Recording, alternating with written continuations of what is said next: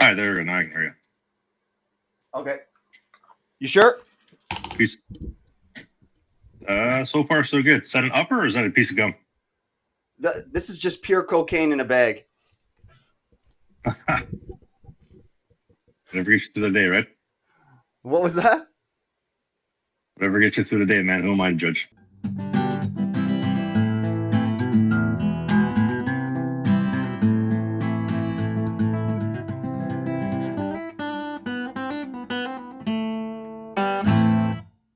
So nice to meet you, man. I'm Stephan. Nice to meet you as well, friend. It's been a bit of a time we've had this planned for. Probably the furthest out lead time I've ever scheduled a podcast before. I'm shaking. I'm nervous, dude. You got me nervous. What are you nervous for? I don't know. You're pretty famous, by my caliber. You're pretty famous. I appreciate that, man. It's interesting because I've been very fortunate to gather a bit of a following both through the podcast, my hockey career, and the blog as well. But it's funny because like when I meet other people that are way more famous than me, or famous if you want to call it that, Yeah. it's I mean, it obviously depends on who it is, but sometimes you think that's interesting. You're not quite exactly what I thought you were going to be. That's not what I expected based off online, or like this is a totally different person. Or some of them, it's like, hey, you're actually a really cool dude. I thought you were going to be a dink. So, Yeah. like to quote Forrest Gump, life's like a box of chocolates. You really never know what you're going to get, which in and of itself actually makes no sense because if Forrest turned the box of chocolates around, it would tell you exactly what you were getting. But Okay. Starting with tropes right off the top. I love it. So, before we start, because we're just going to start like it's going now, but like I'm going to do a little intro and stuff and we're going to start this up.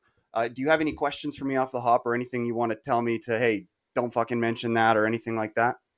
I'm an open book, dude. I wouldn't mind knowing what kind of gum you got in there. It actually looks like a pretty good piece of gum you put in there. Cool. No, I'm just a little bit of I got off the real dips recently. I'm just doing like those little nicotine pouches. So it's kind of like dipping, but for pussies. Yeah. I think Wheeler's doing the same thing. I think he alternates back and forth. Sometimes he'll go back to cigarettes. So sometimes he'll go back to dips. He's in and out. True nicotine user. He loves them all. He doesn't discriminate. He tries them all. Yeah. Yeah, so exactly. That's beauty. All right. Well, okay, good to hear, man. I figured you'd be an open book. Honestly, I'm not surprised to hear that. So, yeah, everybody, welcome back to Canadian Talk. This is episode 115. Today we have on our first athlete. His name is Travis Ridgen. That's how you pronounce the last name, right? Ridgen. And he is a professional hockey player. If you can call it that, he's a goalie. Sorry, ladies. And you have an extreme online presence by, I think, any objective opinion. You have pretty much 500 followers for every one follower that I have.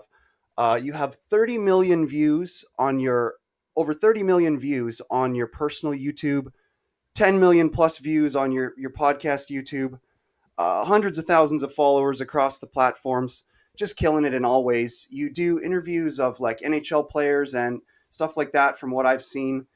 And you're very forthright with your opinion, and you're not afraid of shit. If I can just say that. And yeah, you gave me a little bit of your time today. And without further ado, this is Travis Ridgen. Well, first off, congrats on 115 episodes. There was I got some newsletter the other day. I can't remember if it was from like Spotify or Apple or whatnot, but they were saying that something on the lines of like 95% of all podcasts on the entire inventory of Spotify and Apple have less than 3 episodes, and of those, majority of them have less than 20 views, and probably 15 of them are mom and dad and grandpa and uncle and auntie. Exactly. So 115, that's pretty impressive. Congratulations. Thanks, man. Yeah, I am pretty proud of how far I've come on it, even though I've grown not that much. But yeah, they say, like you said, 99% of podcasts fail in like less than the first 20 episodes. For me, I found when I hit 20, it's really when it starts straining. You have to really find who you are and like, okay, what am I talking about? Like, what the heck am I actually even doing? Because you can bullshit it for the first 20 episodes and be like, oh yeah, I like talking about consciousness and politics, and then eventually you run out. After about 20 hours, you run out, and you really got to start. I don't know. I find podcasting keeps me right on the cutting edge of topics, whatever they may be, kind of current events. What's your favorite thing? Because you've changed over from like the more competitive athlete side now to now. Well, I know. Do you still play hockey a little bit, or? I haven't skated since the last time you saw a Mike Dub video. So probably like 4 months plus. Okay, yeah, fair enough. So, and you're kind of moving into media. What's your goal? That's my goal. That's a I great feel like, question. yeah, like, There, sorry, go ahead. sure. Well, there's a bunch of goals. So there's always a vlog that I do, the vlog channel, and there's a podcast side of things. If I could piggyback on one of the things you just mentioned earlier before it escapes my mind, you mentioned not being so much afraid to say things the way that they are, or how I do things. I think that we're in an attention economy, right? And so if you want to start a podcast from zero, which in my opinion has been the hardest thing I've ever done in business, you're going from zero to hopefully something. You're posting these 10, 15, 30-second clips in this attention economy, and you're trying to get somebody's attention. And then you're trying to ask them, hey, I know I just took 15 seconds of your time. Could I have 45 minutes? It's very, very difficult for them to buy into that because there's no algorithm behind it. It's not like I just posted a video on my vlog channel last Sunday. We were staying at the NHL's most hated hotel, the Fairmont Winnipeg. That video did well, but thank you. But the algorithm is going to take that to new heights. But with podcasting, there really isn't an algorithm. You have to build a brand, build an identity, build something that's going to bring people in. So it's been very, very difficult. But I think that one thing that is very scarce in this entire online world is genuine authenticity. For sure. And I think the closer you get to being your true, genuine, authentic, unaffected self, regardless of what people say about you, it really radiates. And that's not one of those things that I think you can fake. And if you look at, the first year of episodes I did with my first co-host, Pat Shea, compared to the first episode, Dave, to now, where we're 4 years in, I think you can see a major difference in that. And that is one thing that I found to be very successful in helping us grow the last little bit, that we've been growing like a runaway weed for the last 6 months. I can't wait to, well, let's talk more about that. And I'm curious about the path of that growth, but a couple things I wanted to add just to what you said there for sure was, you were talking about podcasts and how hard they are to grow them organically and things like that. I totally agree. But what's so good about that is kind of, it's a blessing and a curse in a way, right? Because I think that's why, let's say a guy like you, or at least a guy like me and all the millions of other people like us who watch podcasts, that's the reason that we so trust the ones that are on the top of the mountain, the ones that have 1 million followers or whatever, whatever they may be. Even though a lot of them are hosted by, mostly comedians and stuff like that, you still really respect them just because of how difficult it is and how authentic you have to be to get there. It's not like the host of fucking CNN where they just get put there. It's just like a old trustworthy looking guy or like a young girl. Like that's what they pick. They have a picture and that person isn't necessarily qualified. They've just been a journalist maybe or something like that, but they haven't built their own following. So that I find is the power of podcasting, And if I could add one point there. So the show itself, I've been doing for, at the time that I'm in a benchmark here, is about 3 years-ish, a little under 3 years. And then so Wheeler and I, we got a network deal. And the network was like, listen, we love the show. You're doing huge numbers. You're the most viewed show on the planet that's not under a network. Let's talk about getting you on one. I think that we could both benefit. They get to make money off us and we get a bigger reach, and then we also make more money. Everybody wins. But one of the big problems, well, first off, we had a deal and they didn't want to have Dave on the show. Like, Dave's a little bit too edgy, which if you watch the show, you're like, how is that? Doesn't make much sense. I've said way worse things this morning than Dave said in his lifetime. Stick by your guy, man. It's you got to have a second person on there, even though I do a lot of mine solo. Don't abandon your guy. Well, you know what? That's an interesting story. And just allow me a second to explain it because there's a little bit of intricacies behind it. So we get the network deal, finalizing things for the new year for 2024. Things are looking great. Last minute, they pull the pin. They say, we don't want Dave. We just want you. And so I said to Dave, I said, dude, you know how I do business. I'm loyal. I don't really steer too far away from those that are good to me. Like if the ship's going down, we're going down together. And he, as a good personal friend of mine, said, you know what? I think this is great for you. I think that you should take this, and I think you should do it without me. I'm just the old guy who's been doing Canadian radio for how many years? I think you should learn what the business is actually like, because if this is our goal, you got to learn somewhere. And so I said, no, I want to do the show with us. And he said, well, I'm not doing the show with you anymore. You got to do the show under this network deal. I want you to learn how things are going to be. I said, well, you kind of tied my hands, so I got no choice. And so I ended up learning really, really quickly that, like you just mentioned, I have a show that has started from a Zoom call with 0 followers to now what we're doing now. But now it's under a network being I guess adjusted and filtered by a guy who's built shows from CBC and major networks. So he built Elliot Friedman's like 32 Thoughts, or I guess it was 30 Thoughts at the time before they had the two extra teams. But he's built a lot of the CBC and Sportsnet shows and did a great job with it, to be fair. But the problem with that was you have a brand, you have an audience, you already have quite a bit to work with and quite a bit of budget. And so although, yes, some of those things do work for all shows, you have to have a totally different approach. Like, and one of the things that we had in our meetings was every show that we have is here, you're here. And so that lack of understanding, that lack of compatibility really made it hard to deal with. And to be honest with you, I think that lasted about 2-3 months. And then I just said, you know what, let's just go back to doing things the way that we were doing it before. I mean, Dave picked things up. And you know what? They're doing better now than they were before the network even picked us up. And I think we're at a point now where we don't need a network, where we're going to continue doing solo. But hell yeah, man. Then they can't put a muzzle on you. And sorry, I don't mean to interrupt. I just want to add a little bit to it. Then they can't put a muzzle on you. And again, too, you don't get away from that pureness of podcasting, because you just got to be patient. Well, to be fair, nobody puts a muzzle on me. Only I do it to myself. And at the end of the day, either I'm in the driver's seat or somebody else is in the driver's seat. Someone's going to drive. Somebody's going to be in the passenger seat. And you can give me that's the Canadian warrior mentality. I love it. Well, you can give me as much feedback as you want. I ultimately am the one who decides what I do or don't want to do with it. So they're giving a lot of feedback. Some of it I said, you know what, that's not a bad idea. Some of it I said, you know what, that's absolutely terrible, and I will not be doing that advice. Thank you. I appreciate the ideas, though. True. That's good. I'm glad you're so confident in that. But I will say, I do think that there is an impervious, an impossibly non-impervious, like the comments will eventually leach into your creative process a little bit, which is something you want to avoid, The truth is somewhere in between there, if I could be honest with you. So, for example, if the comment section is 100% positive, I don't think that's very good, because I don't think you're being your true, authentic self. Because it doesn't matter if we're talking about me, we're talking about you, we're talking about anybody else. If you are truly your 100% authentic self, you will piss somebody off, because you can't be liked by everybody. Now, if the comments are 100% negative, maybe we got to rein it back a bit, somewhere in the middle, because who was it? Was it Vince McMahon? One of the WWE guys said the biggest crime you could ever commit is if you walk into the ring and nobody boos, nobody cheers. That is the worst thing you could possibly do. Yeah. Because if they love you, they'll watch. If they hate you, they'll watch religiously. Well, yeah. And so, what you're describing too is what I believe is one of the kind of little problems, I would say, with the system of democracy. So, because as any person gets bigger, are you going on politics now? No, not at all. Not at all. Just referencing a principle. Because as any person gets bigger, it gets closer and closer to 50% of people hate you, 50% of people love you. You know what I'm saying? And that's what you're saying, is that, if the bigger you get, you're going to get people hating you and people loving you.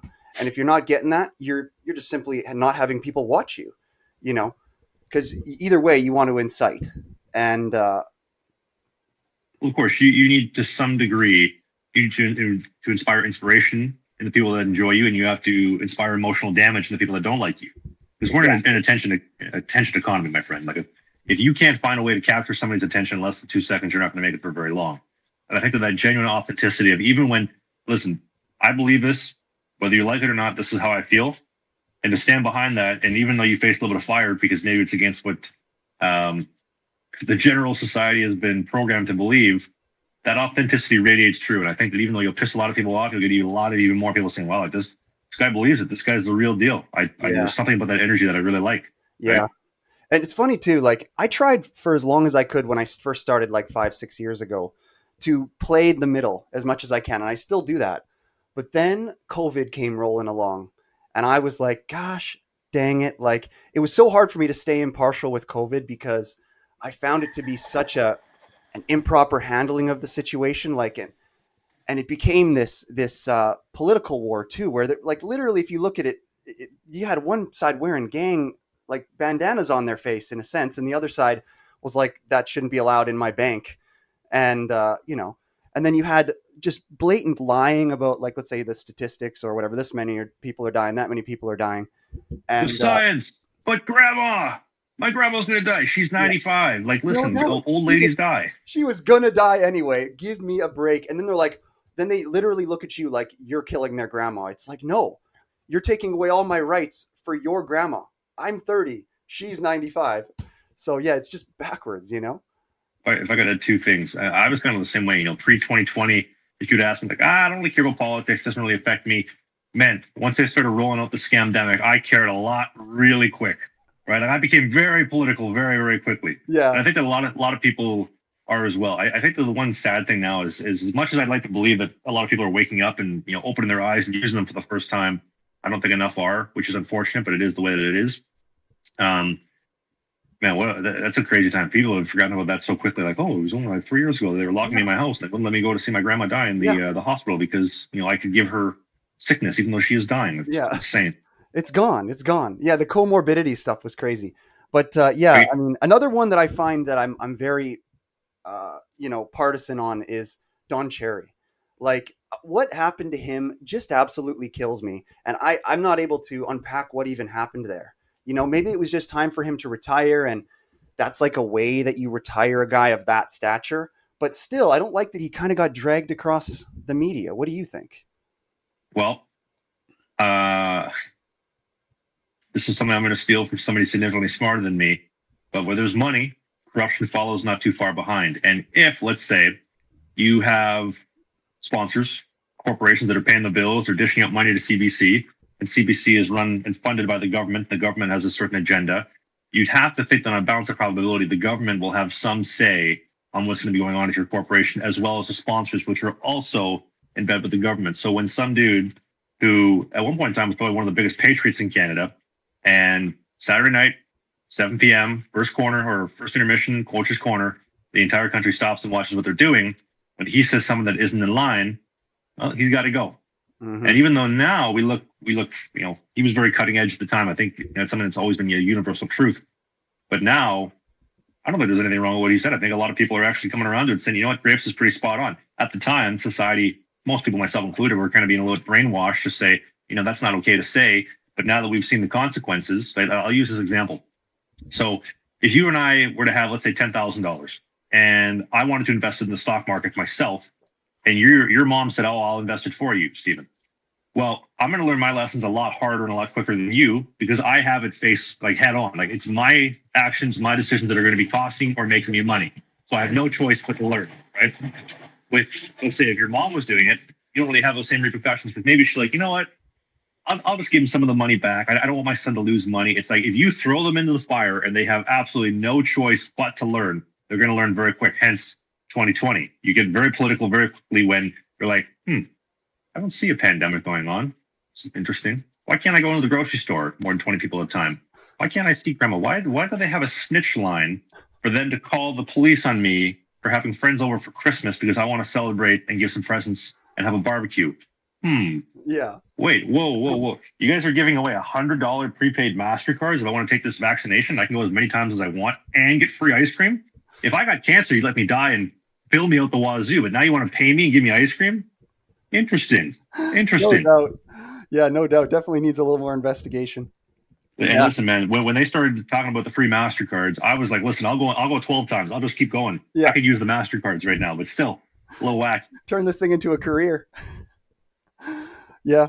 So where did you come up with the Slangin The Bizkit title for your podcast? You know what? There's a different Winnipeg morning radio host. His name was TJ Connors. Him and I have been talking about doing a podcast for a couple of years, and then COVID hits. So, we got nothing to do here, so I might as well start a show. And he originally called it Shooting the Bizkit. And I sat on that for a while. I was like, well, that's a pretty good idea. And then he ended up getting busy and trying to get in some real estate. And then Pat Shea came along, and I said, why don't we start a show? Call it Slangin The Bizkit. We'll spell it slangin, but say it's slinging, so it gets kind of people talking about it again, just kind of get people to think. Yeah. And then we'll do biscuit like Limp Biscuit, not a hockey biscuit. Yeah. So that kind of stuck. And then me and Dave have had that ever since. So we started with one morning radio DJ, and then now we're ending on another. Sweet. Yeah, Slangin The Bizkit sounds a little cooler than Shooting the Bizkit for sure. That sounds a little American. Shooting the Bizkit. I mean, so far no complaints. Yeah. So what else? I mean, what did you think about this year's World Juniors? Did you watch it? Juniors, God, I can't even remember if I watched. Did I watch it? I'm having a hard time remembering, so probably not. Yeah. Actually, no, I was in Jasper over Christmas, so no, I didn't watch very much of it. Oh, fucking fancy! I like Jasper burnt down though, didn't it? It did over the summer. I think they opened back up like end of September, start of October, and was then it as bad as they were saying when you went there? Like, was it pretty destroyed? It's hard to say. I've been there a couple times since then. Like we went for took my missus there for Christmas for a couple nights at the Jasper Lodge for the Railway Hotel series I'm working on, and then been by there two times now on the train as well. And it's hard to tell because there's still like a lot of snow, or at least a good amount of snow. So I don't think you're gonna be able to see like the full damage and the full burn until like all the snow is gone and everything's out there. But Yeah. you can definitely notice. But I don't think it's as bad looking now as what it'll be when everything's gone and melted. Yeah, I think probably the reason you can't remember the World Juniors this year is that I feel like you might have some sort of a trauma response to it, and it's pushing it out of your mind.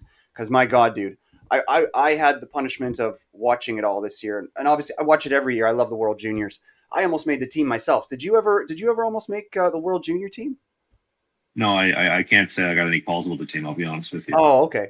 Anyway, I was watching it, and my God, dude, it's just for Canadian style hockey, we've been doing so bad, and I've been trying to figure out why. My earlier theories were like, oh, maybe it's weed, the legalization, maybe that's messing with our guys or something.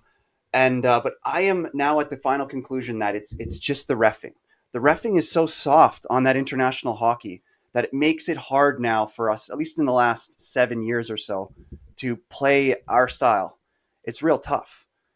My God, and it's not only just bad refing; it's bad refing at critical times. Like it feels sometimes like it's almost targeted. Like, oh my God, you should. It's too bad you didn't watch it because then we could really talk about the specifics of some of the calls that were made. But yeah, anybody watching who's seen it, they're gonna know what I'm talking about. It was painful, painful. I do a lot of sports betting. Do you ever bet on sports? I'm a pure addict, dude. No, I don't do any sports betting. Putting money in the market and in stocks is probably about as much as I can do. I mean, with how much Elon's been tanking Tesla stock lately, I'm probably good through betting for a while. I mean, that dude is short Tesla. I mean, another good one you could do is now that Trump just came in. I don't know. Do you think that like I've been thinking about putting a lot into like an index, like a Nasdaq or something like that? But I'm wondering how far it's going to fall before it starts climbing again. Because like, do you think that Trump? Do you like Trump? That's a question. That's a curious one. I love Trump. Big Trump lover. Oh yeah. What's your favorite thing about him? My favorite thing. There's a lot of things I like about him. I think the biggest thing is that he just comes in and he just says like, "F the establishment. I have money. I don't need your money. I don't owe anybody favors. I'm coming in guns a-blazing, whether you like it or not. Here's the truth." And this is I had this argument with somebody recently, but at this point in time, somebody said like, "Oh, like you believe Trump blindly," and at this point, honestly, yes, I will take whatever he says at face value because he's bad at basically 100%. I mean, look at COVID. He called it the China virus. It came from China. It came from a lab. It wasn't from bat soup. He said it like day one before it even was a thing. Everybody called him a racist. Boom, he was spot on. He was talking about the border issue. Oh, well, you're a racist. Well, pretty spot on with the border issue. Basically, anything and everything that he's talked about. Fast forward, he's called 100%. And although very unpopular sometimes at the time, especially with the and I got a kick out of the they're eating the cats, they're eating the dogs, and the people that live there. That was so funny. It's funny actually if you can see. Oh, he got a good laugh on that one too. I remember we were watching the debate live, and he was like, "Hmm." Yeah. But the debates are so fun to watch. I can't get enough of it. I also enjoy just from the competitive athlete side of things, his never say die attitude. I mean, yeah, they tried to bury him on social media in silence, and they tried to throw him in jail. They tried to kill him. They tried to assassinate his character, and he's like a cockroach. He will not die, right? Yep. And I find a lot of inspiration in that too. And obviously, he's not an athletic type by any means, and I'm nowhere near a Trump entrepreneur level. But there's some universal truth in that I really find a lot of inspiration as somebody who's trying to build a podcast who played hockey for a decent amount of time and had a little bit of success doing so. And just being from an entrepreneurial mindset, like I find a lot of inspiration from that. If that dude can take a bullet to the head and keep on going, like why can't I keep? You know what I mean? Like he got shot and he didn't care. Like first thing he did was fight. So and great. You posted Instagram clip of your show and you're like, oh, I don't like the people being mean to me. It's like bigger issues here, right? Enough already. Yeah, no doubt. I can't wait to see how this Doge thing turns out. I'm really excited about that because, I've always been quite critical of Musk.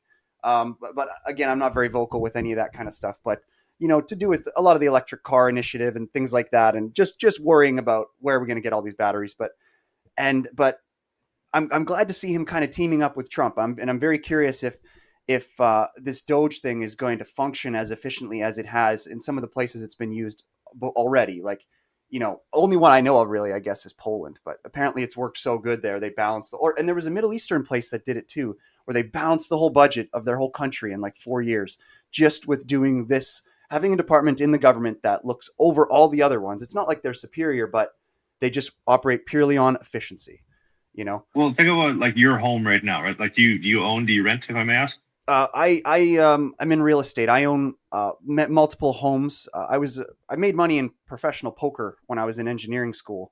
So I bought a bunch of houses near universities. So I'm kind of like a real estate little mogul kind of thing. That's what I do. So I own my homes. Yeah. Okay, so I assume like the house you're in right now, every 2, 3, 6 months, you probably do a spring cleaning, right? Like you do like little like speed cleans every now and then. Like I spill some food in the counter, wipe it up. Maybe I do some piss in the toilet seat, wipe it up. But every now and then you probably do a major cleanup, right? For sure. Imagine if you didn't do that for 150 years. There'd be some disgusting. Like think about that for a second. How disgusting the toilet seat would be. Like the grime behind like, the bolts in the seat. All the scum and the grime in the fridge. Like the place would be disgusting. Yep. And so and this to come back to my earlier point that I don't think enough people are using their eyes. It blows my mind that. And listen, like.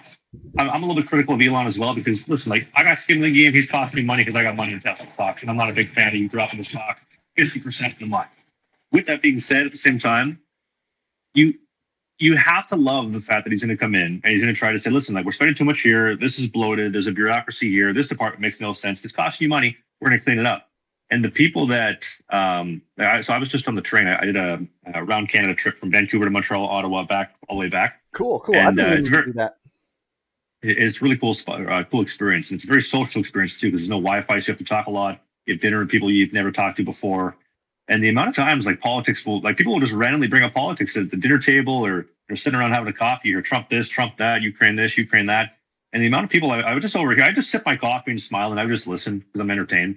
But the amount of people that would just like they have not necessarily Trump derangement syndrome, but like Elon derangement syndrome, where they're just going off the deep end, like, yeah, he's gonna save us money. He's trying to cut back government spending, so I don't pay as much taxes. This is awful. And these people have just bought into CBC or CNN brain because like that's all they listen to. They have no idea to critically think, and it blows my mind. And it honestly, dude, it makes me scared for the future of Canada because as somebody who's, I'm in my late 20s. I'm starting to think about I want a family. I want to build a life somewhere. Thinking like this is the future of Canada. Like part of me believes like all the smart people have left, and I'm just one of the idiots remaining. But the fact that the majority of people in Canada think this way. It's like, my God, like, dude, we are so in trouble. Yeah, maybe. But it is nice to be a big fish in a little pond at the end of the day. And just like you didn't give up on Dave, we can't give up on Canada. And you know what I would love to see is, I don't know if you saw, so Trump was offering, if you want American citizenship, I think like $4 million, $5 million. Yeah, the gold card. It's his new version of the green card. It's $5 million and you get gold status citizenship. I love that idea. You think, it's been so easy for people to come across illegally the last 4 years and hard to come across legally. Now he's kind of reversed it where you can't come across illegally, but you can buy your way in, which I like that idea quite a bit. And it's good for the economy. Yes, exactly. But as far as a Canadian, as somebody who, and regardless of what the comment section says or what people tell me, I love my country more than anybody else. I want to see the ship land. I don't want to see it sink. But at the same time, there's a lot of things that Trump's doing that I really do like. And you'd like to think that as a businessman, if he was to offer anybody in Canada, we'll offer you a free citizenship. You just sign up, do the paperwork, takes a day, boom, you can come in, get American citizenship, and we'll transfer all your Canadian dollars for US dollars. And you can come in tomorrow. I'd like to think that pretty much anybody with half a brain cell to rub together would jump over and go and do that. And you just have the slave workers left, essentially. And then at that point, Trudeau would be so in trouble, or the country would be so in trouble that Trump would be able to take over and be able to fix whatever problems we have. But at the same time, I'd like to see us, stick it out and make things work. But yeah, I don't know, man. Maybe we let them buy Alberta just for a little while. Like maybe we loan them Alberta and we see like how it works for a little while. I don't know. I told Dave the other day. I said, man, if Alberta joins the U.S., I'll be the first lease. I will sign the first lease in United States, Alberta. There will be nobody that beats me to that. Fuck yeah, yeah. So yeah, you've done a lot of interviews. How many people do you think you've interviewed total? And who's been your favorite interview so far? When Pat Shea and I did the show for the first year, we must have done like 20 or 30 interviews. And just random guys asking them general hockey stuff. But since Dave and I started doing things, we tried to like build the brand as like ourselves. Like you're going to come for us, and then when you get an interview, it's bonus. Yeah. I think that we've done and Ian White, Matt Murray, Corey Schneider. We've probably, up to this point in time, the ones that are live, we've done maybe 6 to 10 interviews. Okay. But we're doing a summer interview series right now where we've been banking interviews all winter. And we're going to do interviews all July through September. So we've done I like Matt Hackett. the ones that when they're in person. Yeah, they're a lot better than these video interviews for sure. Yeah, it's tough, dude. Like you get so much better energy, and also like you get a little more chemistry going too. Exactly. But sometimes like that's all you can do because we're based in Winnipeg. Not a lot of people want to go to Winnipeg. We're not a big budget. We're gonna be flying, getting hotels. You're even farther north than I am. Yeah, we're up in the middle of nowhere, man. Hey, quick machine gun question though would be like, what province do you think is the best hockey province in Canada? Makes the most good players. If you had to pick the best province in Canada for like production, what would you have to pick? You know what? I'll go with Manitoba. I think that maybe not the best, but I think the most growth the last 10 years. Like the amount of guys going first, second round out of Winnipeg. I mean, Denton Matachuk playing for Columbus, Owen Pickering playing for Pittsburgh. It's a couple other ones I can't remember off the top of my head. All going first, second round. They're playing in the show, and those are guys that not too long ago I was skating with in the summers. So yeah, I think you're one generation younger than you're one generation younger than I am, but I would agree. Manitoba probably has the throne now. I feel like before it might have been Saskatchewan, but man, isn't it crazy? Did you know that this is a real thing? That per capita, Saskatchewan, Manitoba produce more NHL players than anywhere in the entire world. I didn't know that. Yeah, now you know. Beautiful province too, man. I love Saskatoon. Very underrated. Yeah, it's under. What's my favorite part about it was growing up. Honestly, I never used to like it. I always kind of thought we're just kind of shitty. We're stuck in the middle. I thought we didn't have enough people, and then I've grown up to just kind of love the solitude of Saskatchewan. Like the camping, right? Like you can just go places for free. Like if you were to do that in BC, you're going to have some cop or whatever they call RCMP roll up on you and be like, hey, what are you doing? How long you been here, that kind of a thing. In Saskatchewan, you can go somewhere and you will not see a person for weeks, and I love that about the province. I think it's unmatched anywhere else. Maybe Manitoba has it though. No, I think that a little hockey is on the up and up Manitoba. I think the province itself is on the down and down. I think Saskatoon is looking pretty good. I mean, and all the huge dumpster fire we have going on in Canada, I think Saskatoon is one bright spot. I actually really enjoyed going to visit their last summer. But yeah, definitely. Thanks, man. Yeah, I agree. Yeah. Well, I think some more bright spots too. I love like mountain towns. I feel like the more remote you get, and less accessibility, the further away from a lot of the problems you get. So, for example, a Canmore, Alberta, or a Golden, BC, Revelstoke, BC. Revelstoke. Yep, those are my two favorite places. Golden and Revelstoke.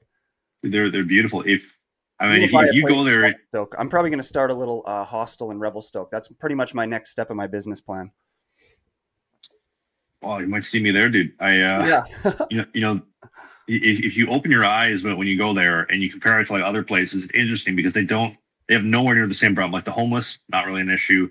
The drug problems and the enabling of that, not really an issue. Might cost a couple more bucks, but you're going to get a way stronger sense of community, which I really appreciate. I love, your neighbors caring about you caring about your neighbors. You walk down the street, morning, how are you? Good, great for getting better. Good to see you.